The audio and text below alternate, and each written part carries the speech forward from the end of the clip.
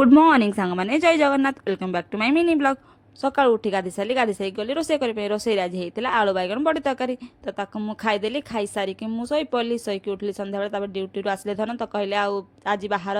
मार्के बिल्डिंग बुलिक आसिया तो गलु आम दिज मिसिकी मार्के बिल्डिंग बुलिया